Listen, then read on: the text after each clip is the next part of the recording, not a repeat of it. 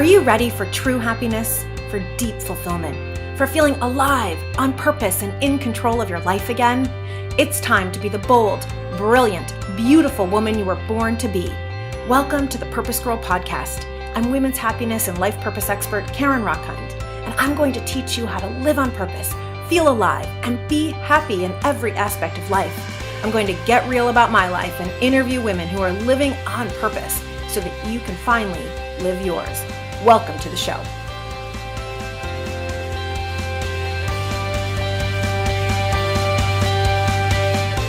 I was scrolling through Instagram the other day and I saw a meme that I loved.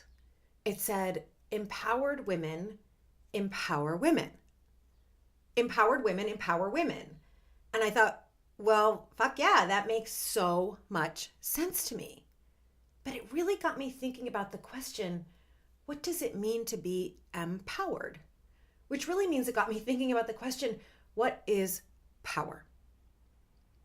And that's what we're going to talk about today on the PurposeGirl podcast.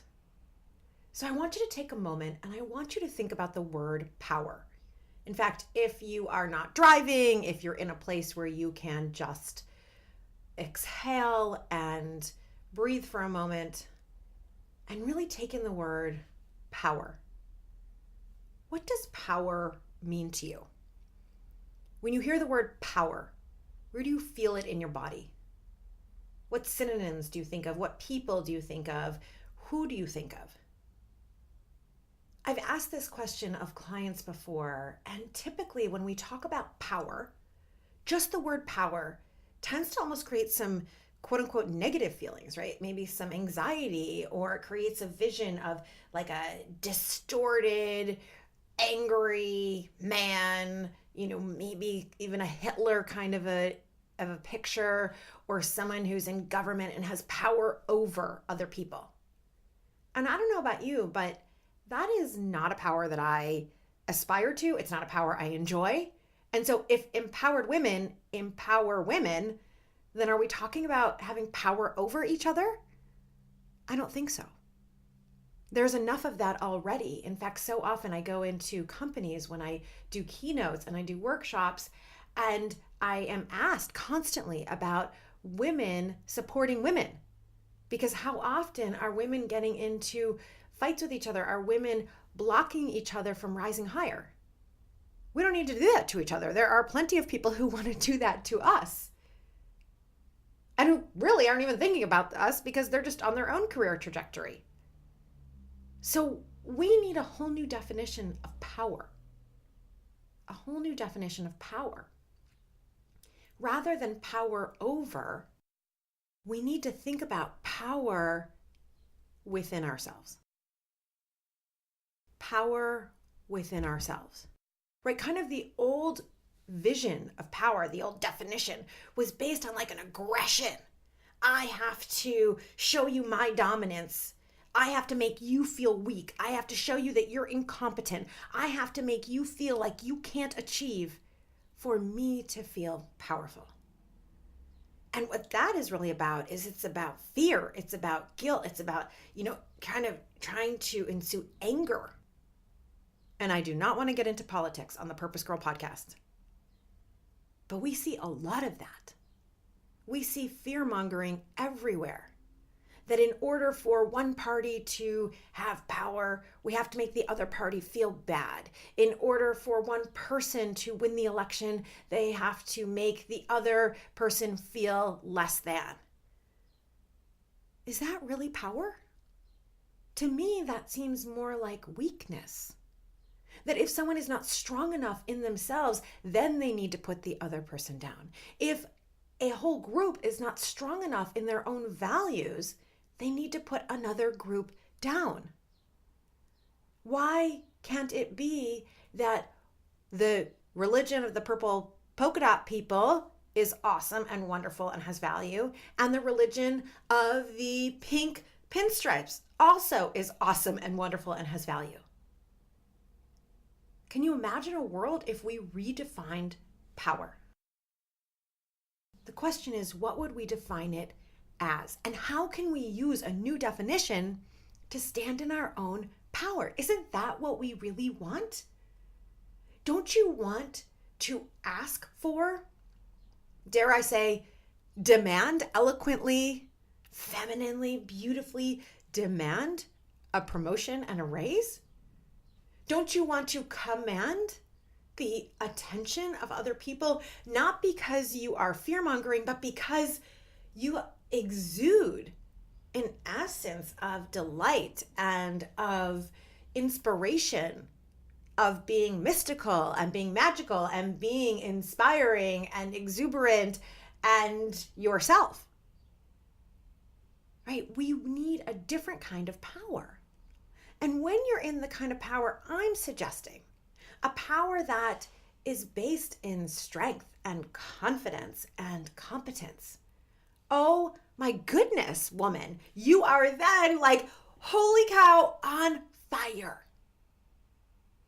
I was working with a coaching client a couple of years ago, and I asked her, how do you want to show up in the world?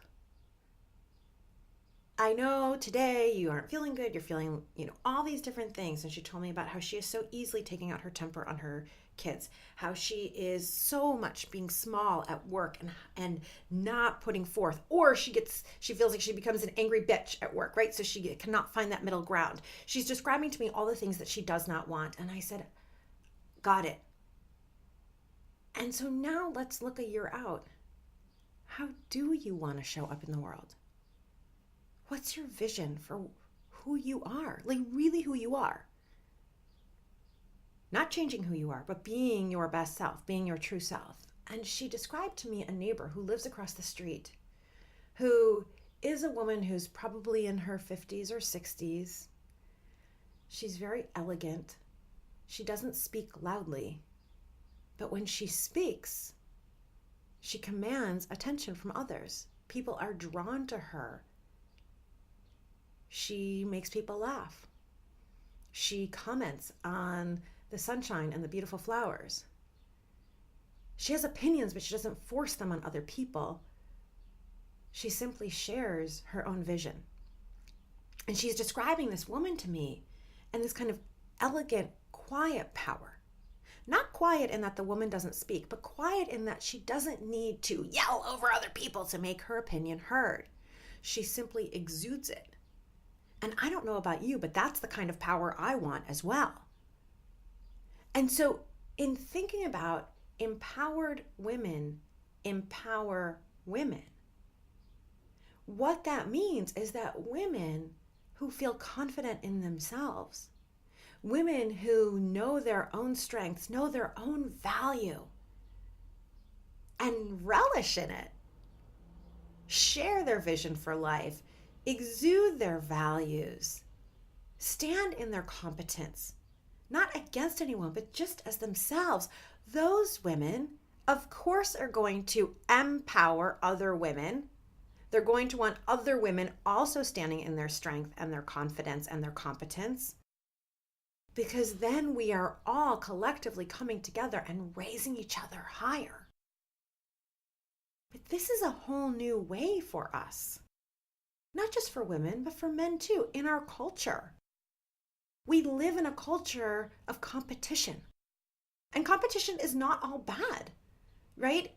Some of the newer movements have said everybody gets a prize, right? It doesn't matter who wins the race, everyone gets a prize. And I actually don't think it matters who wins the race. One of the reasons I love running is because it's a personal best. Right? All I'm trying to do is run the next 5K faster than the one I did before. Or if I don't feel good that week, I'm simply trying to get out there and do it. But there is some value in competition when it's healthy, when it's friendly. And I think the Olympics, for the most part, are a really beautiful example of this. When I was watching the Winter Olympics a few months ago, I remember watching the snowboarders come down. And you could tell that these guys were the best of friends, even though they were from different countries. They all knew each other. They have competed against each other. They have probably showcased together. And they were, of course, horribly individually disappointed when someone's score beat theirs. And they were hugging, they were cheering each other on, supporting each other. empowered people empower other people. And so I got thinking about this idea of power and what might it be if we redefined it. And believe me, no one's going to redefine it for us, because there are a lot of groups and companies and individuals at play that are benefiting from the competitive, aggressive, angry, fearful power. There are politicians all over. I'm not saying any one political party. There are politicians all over the United States, all over Canada, all over the world that are benefiting from a more negative, fear-based, fear-mongering, make other people wrong, exploitive kind of power. And so it's not like tomorrow our government is going to come forward and say, let's have a whole new sense of power. It's probably not going to be your boss. If your boss is not this kind of person, it comes to us right there. And it's not going to be any sort of, we've talked about this before on the podcast, any sort of woman that comes and saves you or any sort of man that comes and saves you. This is all of us doing it together. This is what I loved about this meme, empowered women empower women. And listen, I am not perfect at this, right? Not at all. It is so human to be jealous. It is so human to want to be better than someone else. It is so human to want to win. And if we think about why that is, we can go back thousands of years in evolution when there was minimal food supply. If one family ate well, the next family probably didn't have enough to eat. We can think about even when it was humans versus dinosaurs.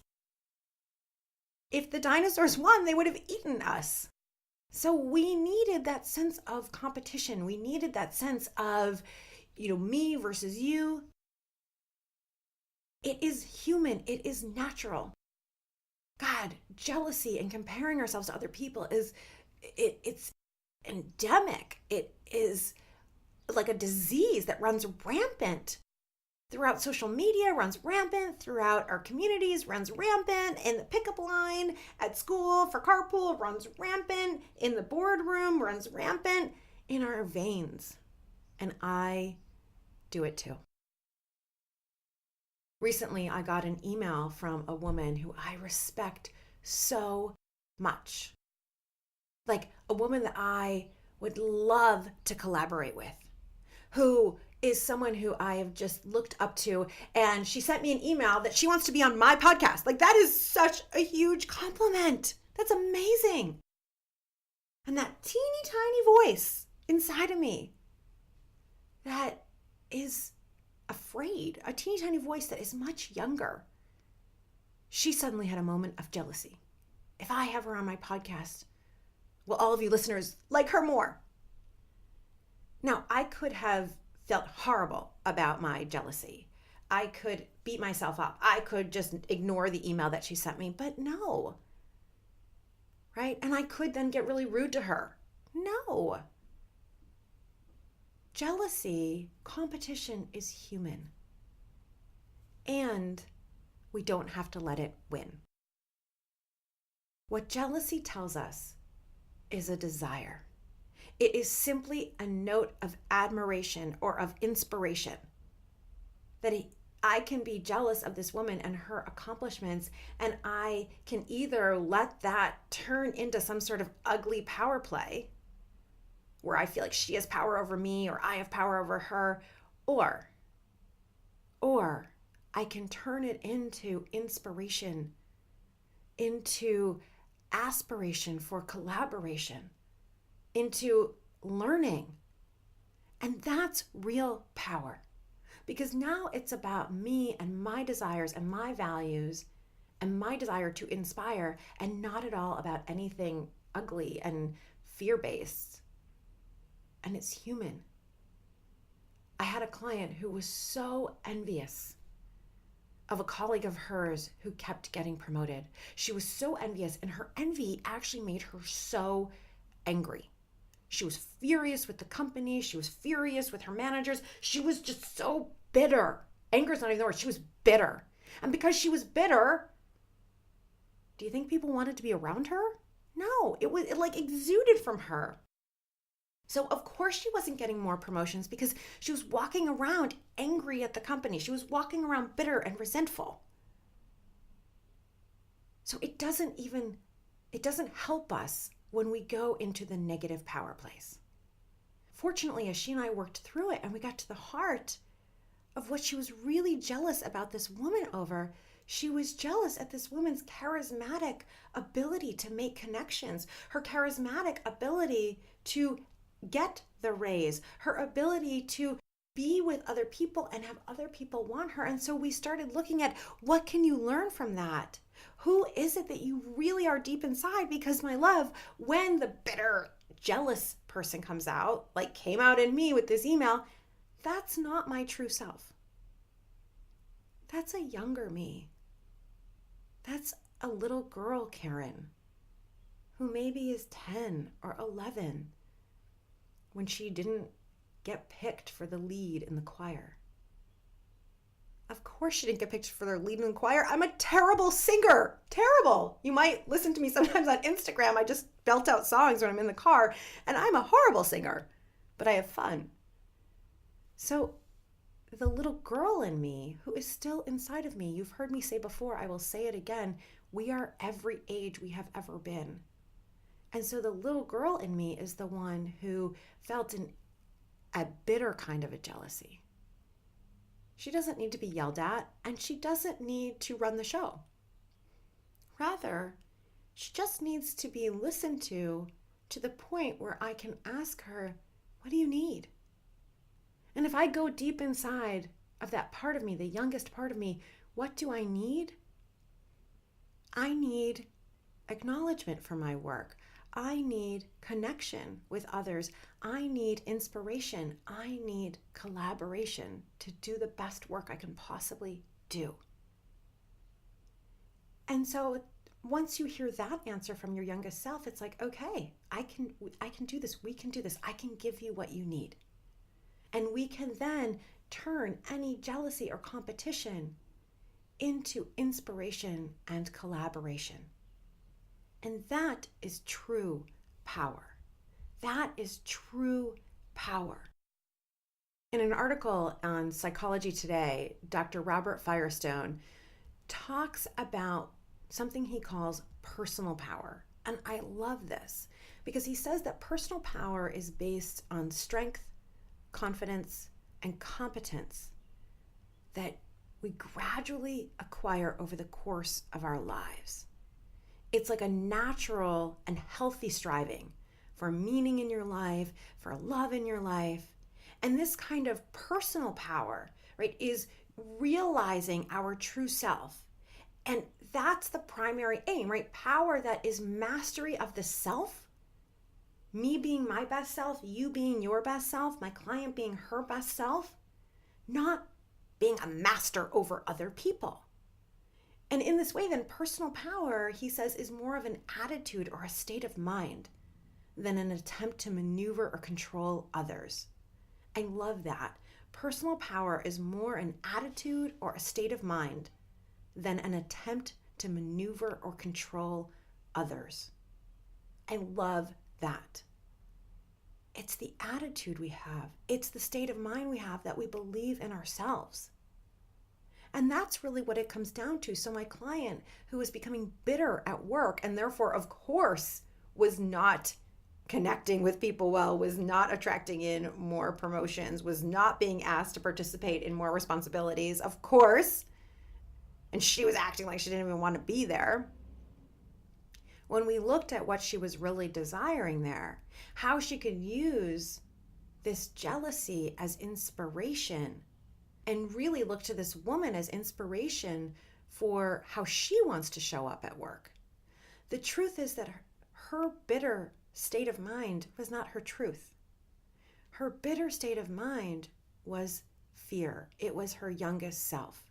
It was the part of our brain. We all have several parts of our brain, and the oldest part of our brain is also called a reptilian brain. It's the part of your brain that's about survival. It's the part of your brain that's just about, fear and flight and food. Can it survive? When it's called reptilian brain because reptiles have it too.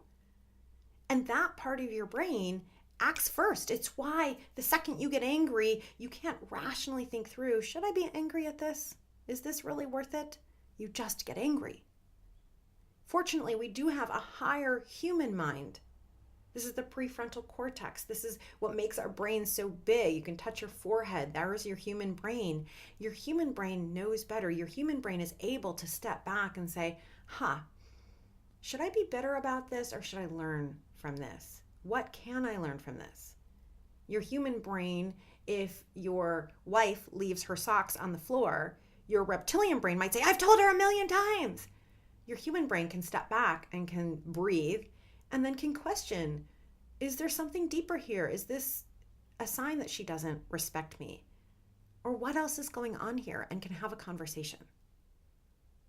And so personal power that he talks about is in your human brain. It's in that higher part of ourselves. And we each can access that part of ourselves and come to the table from that sense of power. So when I talk about becoming the woman you were born to be, I'm not talking about becoming someone else. I'm not talking about becoming the woman that you're jealous of at work. I'm not talking about becoming the woman across the street. I'm not talking about me becoming the woman who sent me an email. What I'm talking about here is realizing that fear, that passive aggressive nature, that anger, that guilt, that is actually coming from a younger self. A younger self that wasn't as matured, that our brains don't develop until we're 21, 22, 23, depends on which scientist you ask. So that younger self stays a part of you and becomes passive aggressive, becomes afraid, becomes bitter, becomes jealous, because she's just trying to help you survive. But our best self can reason with her. Our best self, we can take deep breaths.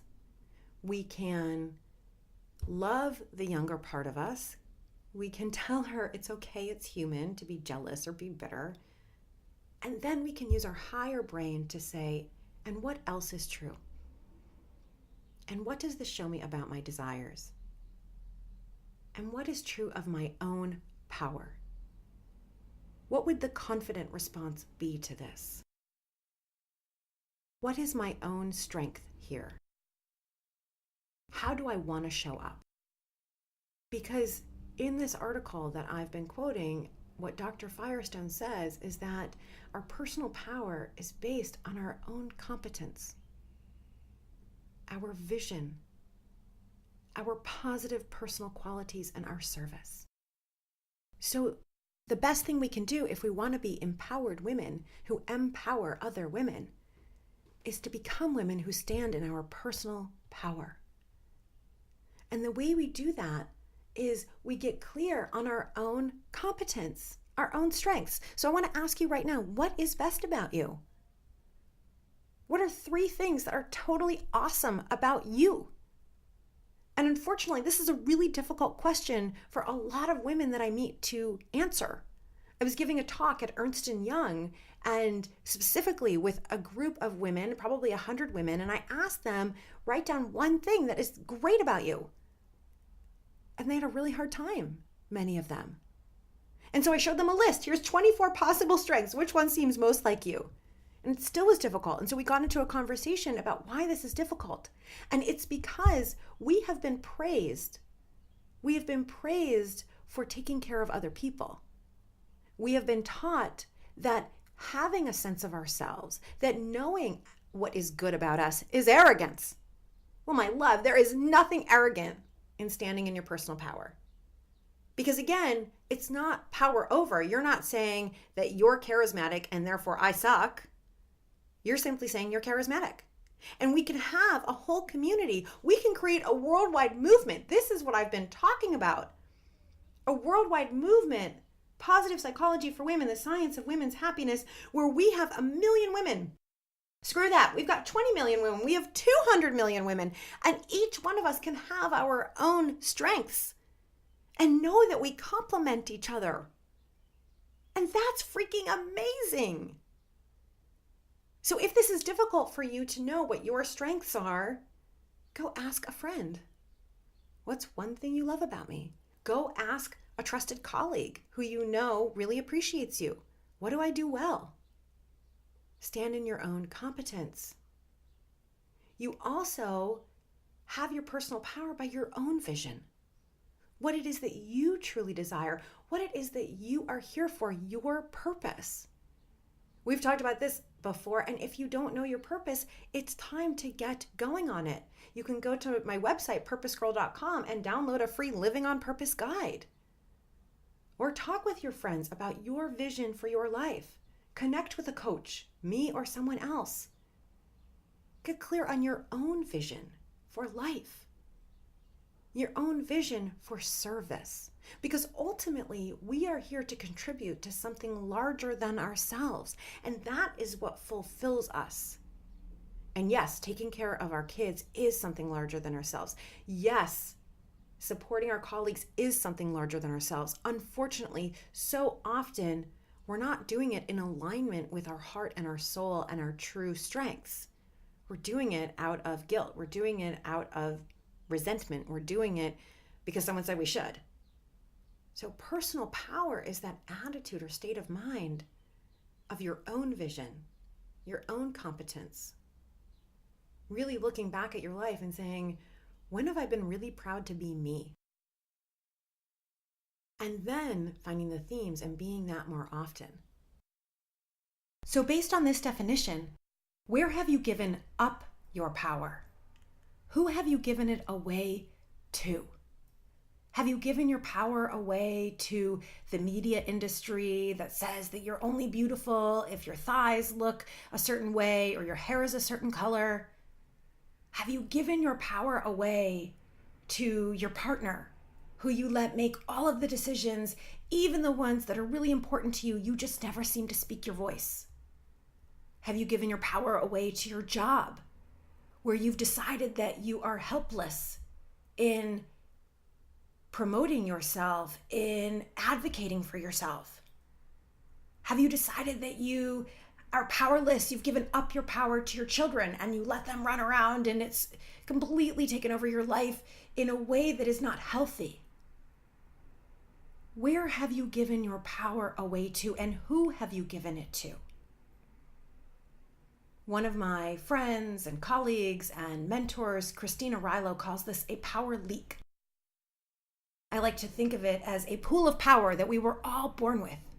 Think about it. When you were little, you had tons of power. When you were angry, you screamed. When you were sad, you cried. When you wanted attention, you threw a temper tantrum. When you wanted another kind of attention, you danced and danced. A friend of mine was just telling me that she was leading an online class the other day, and one of her students' daughters, who's like 3 years old, was saying, "Mommy, turn the camera to me. I want them to look at me. I want them to look at me." There's a girl fully in her power. So we were all born with this big pool of water, and likely there has been a slow leak over time. Because perhaps there were people who had the negative, aggressive kind of power and you gave it to them, or there was brainwashing or manipulating or pain around something having to do with your body and the first love or the first person that you liked, and so you gave them your power. Where have you given your power? It's time to take it back. I gave away part of my power for 26 years. My very first love in high school abused me, physically abused me. And my only way out was to run away to college and never be in touch again. In fact, I didn't want to be in touch with anyone from my high school world at all because I just wanted to start over. So I tried to block the whole situation out of my mind. But in reality, it was always there. And I found myself later in life, I reconnected with her and she apologized and she said, I'm so sorry. And I forgave her. And then I found myself to a teeny part of me still feeling like maybe I did something wrong to deserve that. My brain, my rational brain knew I did nothing to deserve being hit. But my emotional brain, in some ways, was still tied to her. Parts of me still glorified our relationship, only remembered the good. And there is a beauty in that. And there is a danger because I actually gave away my power where I had wanted to talk about this story. I want to share this with more young people so that they don't get into this situation. I want to share this with more women and men who have been abused so that we can all come together and say, me too, we deserve better. We won't stand for this. But I was so afraid that she would be hurt that I would never talk about it. And so I want to do this in a respectful way. I realized I was giving away my power. I was letting someone else determine what I did. And that is a power leak. And we all need to take our power back. It doesn't mean that we're just bullish and just say, well, F you and F you. And right, there are plenty of people who do that. There's a book right now, I think it's called something like The Art of Not Giving a Fuck. So there is something to that. And we live in a society where we do give a fuck. We have relationships with in-laws and with parents and with siblings and with children. But that doesn't mean that we give our power away.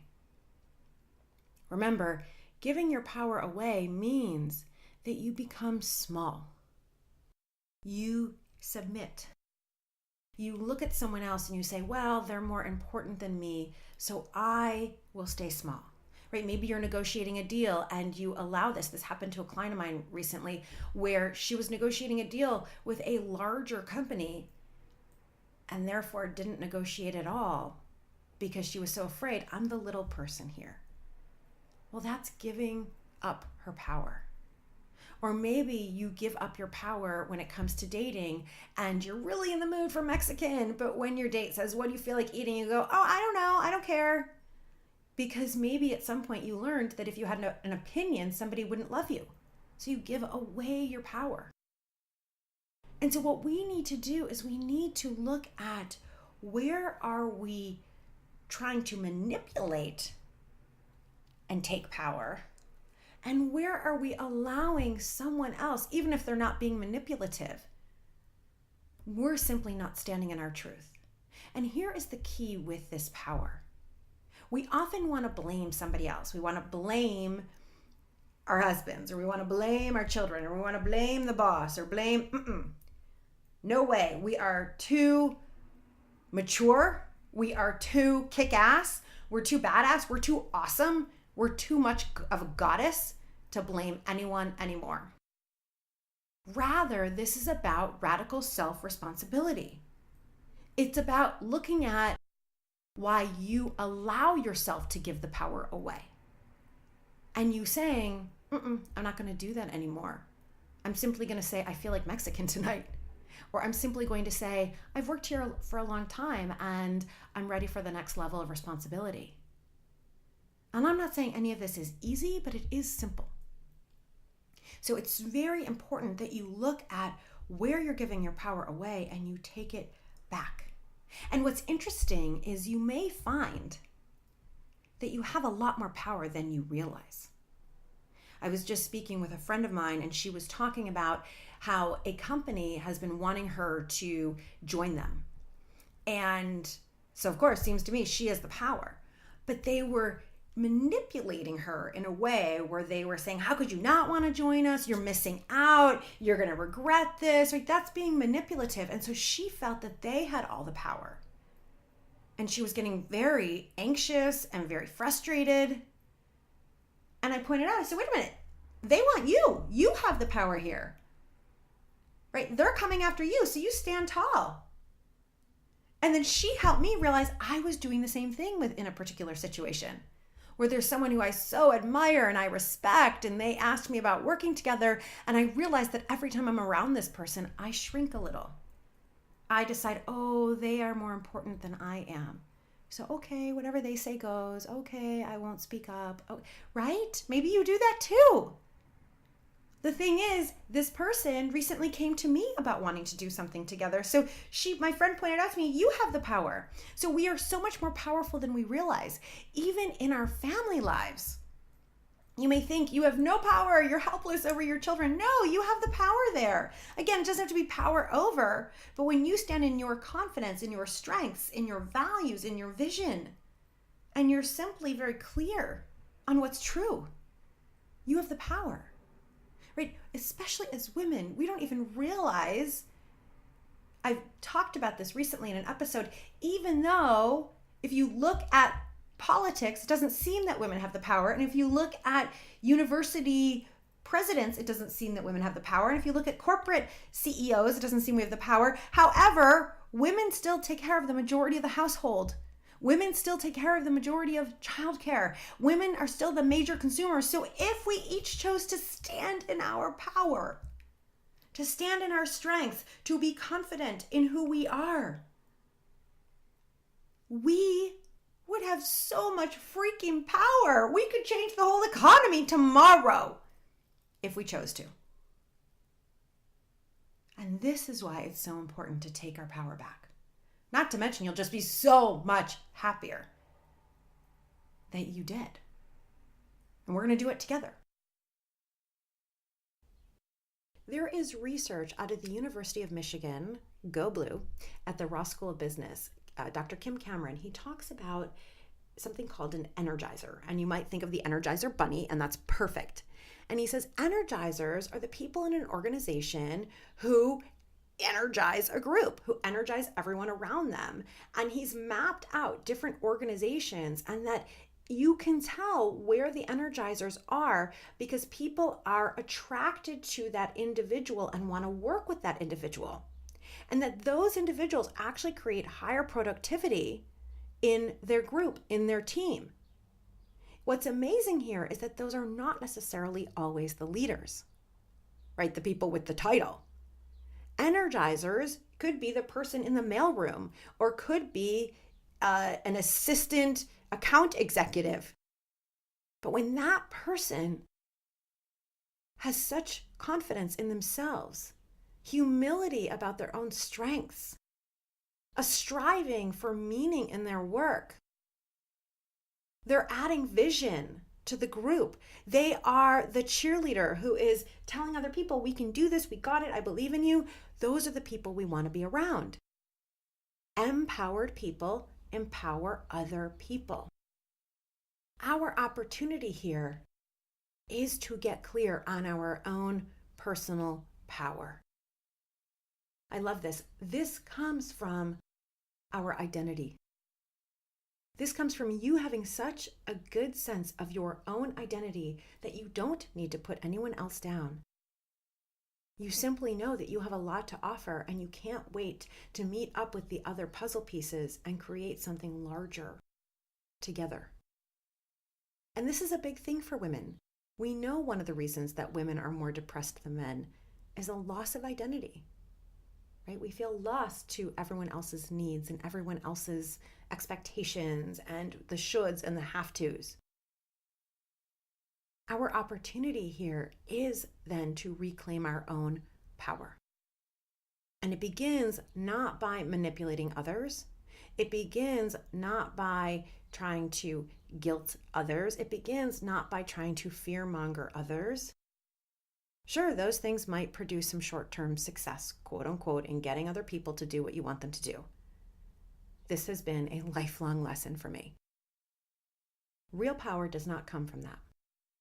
Real power comes from you simply standing in your own vision, in your own purpose, your own positive strengths, and knowing that you have something to offer.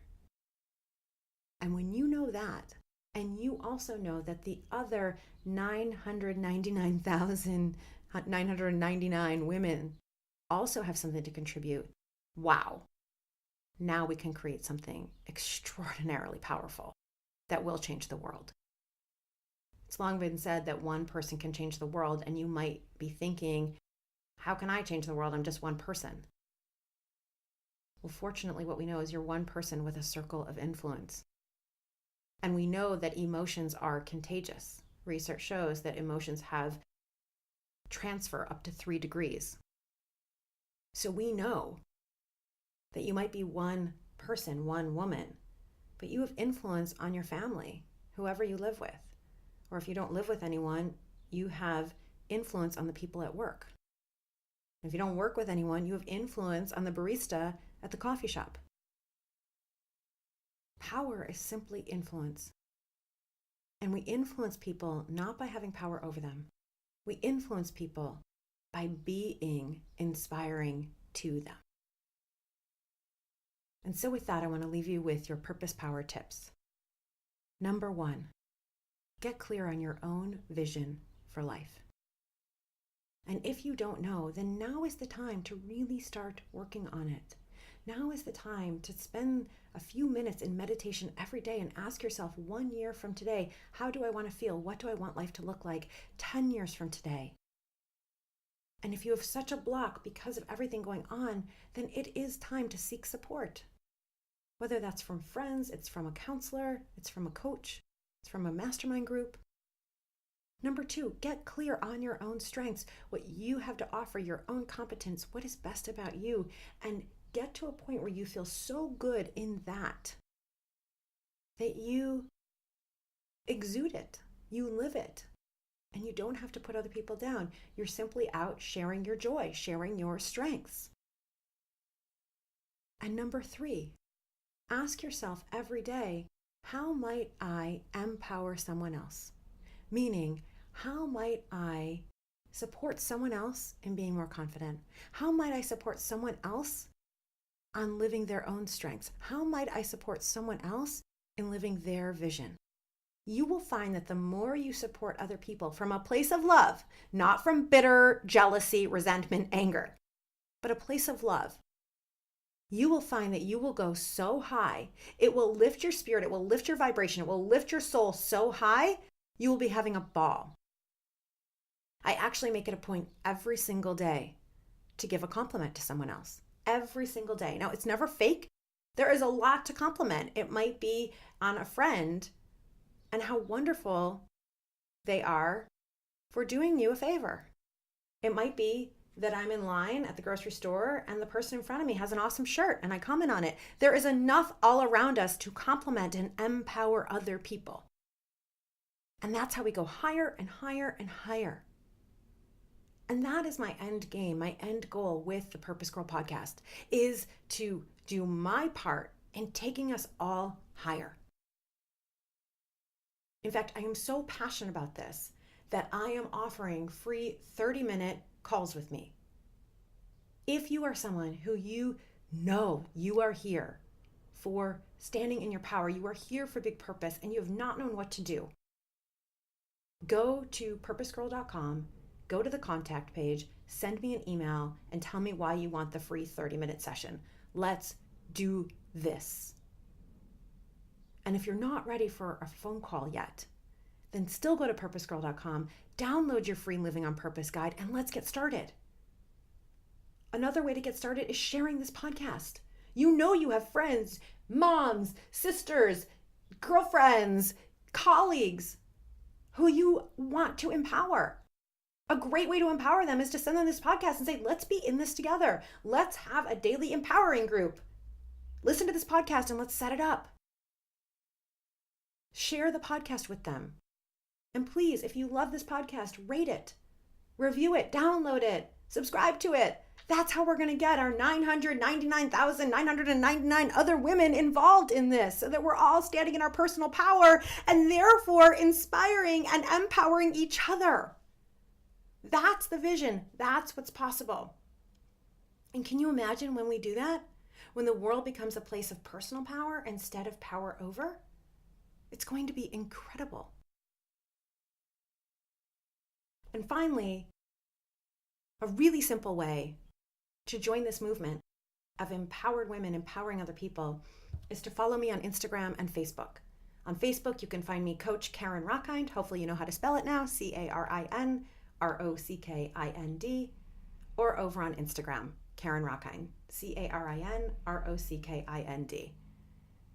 Let me know what you think. Let me know how you think we can empower each other.